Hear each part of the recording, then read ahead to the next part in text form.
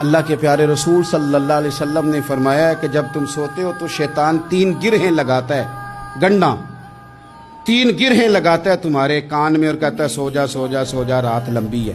حضور فرماتے ہیں جب بندہ سویرے اٹھ کے اللہ کا ذکر کرتا ہے، چارپائی پہ اٹھا، اس نے اٹھنے کی دعا پڑھ لیا، الحمدللہ کہہ لیا، اللہ اکبر کہہ لیا، یا اللہ تیرا شکر ہے، اپنے لہجے میں کسی طرح اللہ کا ذکر کر لیا۔ جب وہ رب کا ذکر کرتا ہے تو شیطان کی پہلی گرہ کھل جاتی ہے، اور جب وہ وضو کرتا ہے تو دوسری کھل جاتی ہے، اور جب نماز پڑھتا ہے تو شیطان ویسے ہی دور ہو جاتا ہے۔ لیکن حضور فرماتے ہیں جو صبح سویا رہے وہ گرہیں قائم رہتی۔ جو صبح اللہ کے ذکر سے، وضو سے، نماز سے شیطان کی گرہیں توڑ دیتا ہے وہ تازہ دم اٹھتا ہے، تازہ دم۔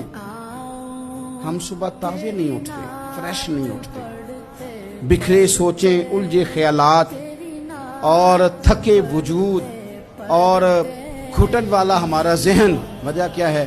وجہ میرے عزیز صرف اتنی ہے کہ ہم رات کو دیر تک جاگتے ہیں، صبح دیر تک سوتے ہیں۔